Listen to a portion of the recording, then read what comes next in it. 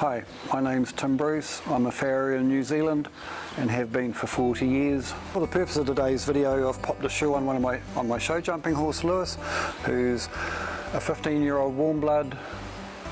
He's been barefoot for 10 years. I do shoe him when he's competing on grass, but that would be over the weekends and then the shoes come off. I can do that because I'm a farrier. As a rider, although an amateur rider and a farrier, we all know how time consuming and tricky doing, pain in the butt, preparing stud holes, putting studs in the morning, out at night, 3-day show. If you're a groom and you've got looking after multiple horses, I mean, some of my professional clients will have upwards of 8 to 10 horses at a show, and then that's a lot of stud holes to do every morning and every evening. So the product's designed to make the whole process much faster. It's much faster than cleaning out holes. None of my clients using easy keepers would be stuffing cotton wool and Vaseline and stud holes. Here we do have a bulletproof product.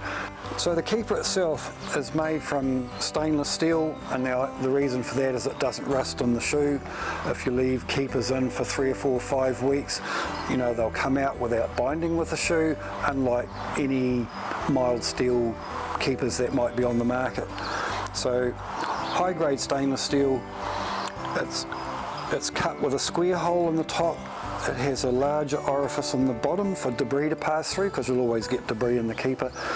And the keepers work with a specialised hand tool, which is tapered and very sharp on the edges. So no matter how badly the horse may damage the surface of the keeper when it's walking on tar seal or gravel or concrete, the tool always gets a bite. Now I'm just going to briefly talk about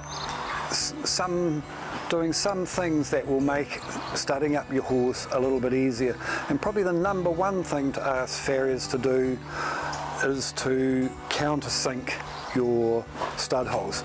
And countersinking means just with a countersinking tool, which is easily purchased from any hardware store, it just drops the threads about 2 to 3 mils down inside the shoe.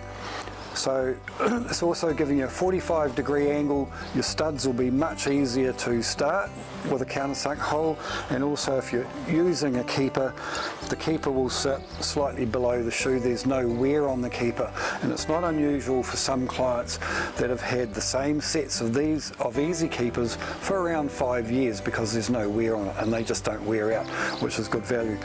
All the major shoe manufacturers are doing pre-studded shoes now, and these work really, really well.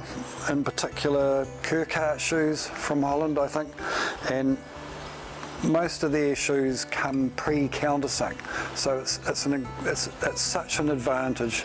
Okay, so we'll just run through the process for putting keepers out, studs in. Obviously, if the horse has been at liberty for 1 or 2, 3 weeks, the hole will fill with sand and gravel. A lot of the time you can just push the keeper tool in, it'll get a bite. But if it's packed quite tight, we'll have in our kit a horseshoe nail or anything sharp, and you can just pop. You don't have to dig the hole out, you just get a little bit of debris loosened up and then away you go. We've never had anything stick in the hole so tightly that it doesn't come out. As you can see from our demonstration video on Lewis, the product's called Easy Keepers because it is easy and it's really fast. It's designed to make your studding up job easy, and we hope that you'll purchase the product and enjoy it as much as my clients here in New Zealand have. Thank you.